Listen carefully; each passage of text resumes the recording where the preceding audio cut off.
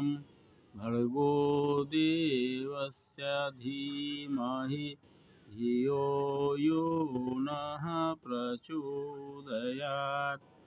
वंशी विभूषितकरान्नवनीरदाभात् पीताम्बरादरुणबिम्बफलाधरोष्ठात् पूर्णेन्दुसुन्दरमुखादरविन्दनेत्रात् कृष्णात् परं किमपि तत्त्वमहं न जाने।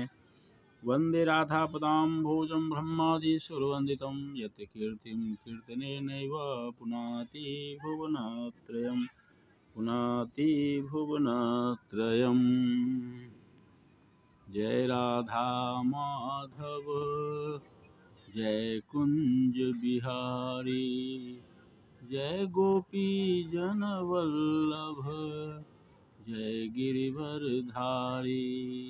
ओ जय राधा माधव जय कुंज बिहारी। सभी भागवत प्रेमियों को राधे राधे।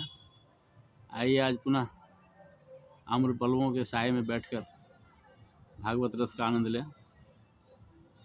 हम पहले भी चर्चा करते आए हैं, ये भागवत महापुराण जो व्यक्ति सुन ले या पढ़ ले उसको किसी अन्य शास्त्रों को पढ़ने की आवश्यकता नहीं है, क्योंकि सारे शास्त्रों का सार इसमें है। वेदांत सूत्र का भाष्य है। वैसे पढ़ने के लिए रोक नहीं है, जितना अध्ययन कीजिए अच्छी बात है। इसमें यह सनातन धर्म का प्रतिनिधि ग्रंथ है और जीवन को संवार देता है। खास करके नई पीढ़ी को तो इसे अवश्य श्रवण कराना चाहिए। जो माता पिता का प्रथम दायित्व बनता है, जो माता पिता अपने बच्चे को भागवत कथा का श्रवण नहीं कराएंगे या ऐसे कहे कि धर्म मार्ग पर चलने का प्रेरित न करेंगे, वे अपने संतान से ज़्यादा आशा न करें। ऐसा भागवत में ही लिखा हुआ है, शास्त्रों में ही ऐसा लिखा हुआ है। और कहा जाता है कि वे सही रूप में उसके माता पिता नहीं होते हैं जो अपने बच्चे को धर्म मार्ग पर नहीं चलाते हैं। तो हम इसलिए मेहनत कर रहे हैं, आप लोगों के समक्ष सरल भाषा में कम समय के लिए प्रस्तुत कर रहे हैं। अगर आप इसका लाभ न उठा पाएँ तो ये दुर्भाग्य की बात है। बस इतना ही इस संबंध में हम चर्चा करेंगे।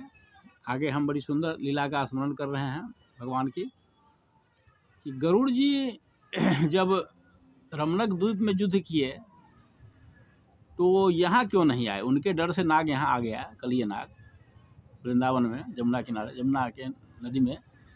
लेकिन गरुड़ जी यहाँ क्यों नहीं आए, इस संबंध में बड़ी रोचक कथा है। ये हमें जानना चाहिए कि वे यहाँ पर आते ही नहीं थे, उन्हें श्राप था।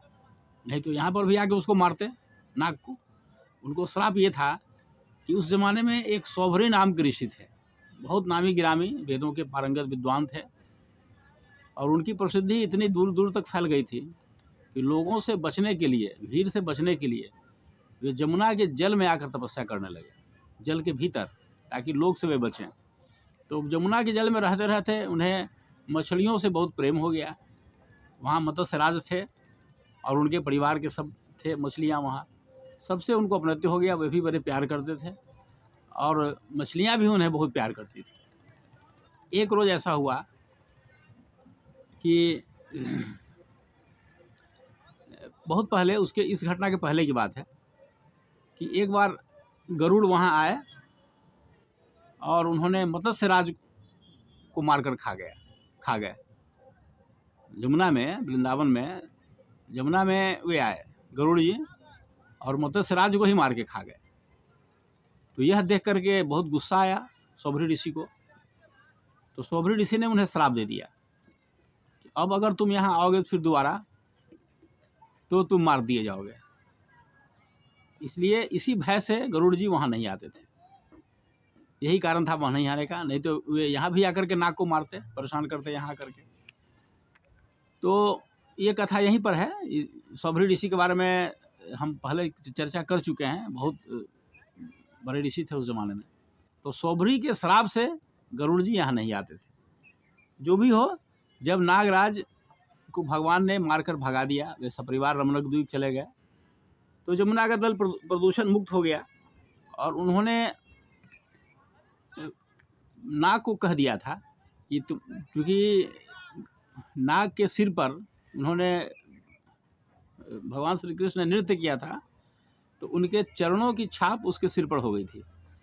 तो भगवान ने उसे आश्वस्त किया नाग को कि अब तुम्हें गरुड़ का कोई भय नहीं है, क्योंकि तुम्हारे सिर पर मेरे पैरों के चिन्ह हैं, इसलिए अब गरुड़ तुमको मारेगा नहीं, क्योंकि गरुड़ तो मेरा सवारी है, मेरा वाहन है, इसलिए अब तुम गरुड़ के डर से बेफिक्र रहो और जल चले जाओ। तो यह सुनकर के कलिया नाग बड़ा आश्वस्त हो गया कि चलो अब हमें गरुड़ का कोई डर नहीं है, और इस तरह से वे सभी चले गए वहाँ से। तो इसके बाद जब कालिया नाग के भागने के बाद जब श्री कृष्ण बाहर आए, जमुना नदी से बाहर आए, तो फिर क्या हुआ होगा आप समझिए। माँ यशोदा, सभी गोपियाँ, सभी बाल सखाएँ प्रसन्नता से झूम उठे। माँ यशोदा ने उन्हें अपने सीने से लगा लिया। यह तो कोई माँ ही महसूस कर सकती है कि मेरा बच्चा जिंदा बच के आ गया, ये कम बड़ी बात नहीं है। उस रात सबने जश्न मनाया, सबने वहाँ हंसी खुशी मनाई भगवान के बचने की। भगवान को भला कौन मार सकता है, लेकिन उन्होंने जो लौकिक लीला कर रखी थी भगवान ने, तो सब तो उन्हें अपना पुत्र ही मान रहे थे, सब अपने ही गांव के लोग मान रहे थे। भगवत्ता का तो अनुभव किसी को था नहीं। तो माँ यशोदा भी भूल जाती थी कि मेरा बेटा साक्षात भगवान है। तो जो भी हो, वे लोग सब वहीं पर आनंद मनाए और रात में जमुना तट पर ही सो गए। वे कोई भी आदमी यहाँ वृंदावन नहीं लौटे, सब रात वहीं पर सो गए। लेकिन उसी रात बहुत जोर की आग लग गई। गर्मी का दिन था और जंगल में बहुत बड़ा आग लग गया। सभी लोग भागे भागे, बाल गोपाल से लेकर सभी लोग भागे भागे कृष्ण के पास आए कि देखो देखो इतनी बड़ी घटना हो रही है, अब हम कहाँ जाएं, अब तक तो तुम ही हम लोगों को बचाए हो, हम सब तुम्हारे शरणागत है, कुछ करो, कुछ उपाय करो, सबको बचाओ।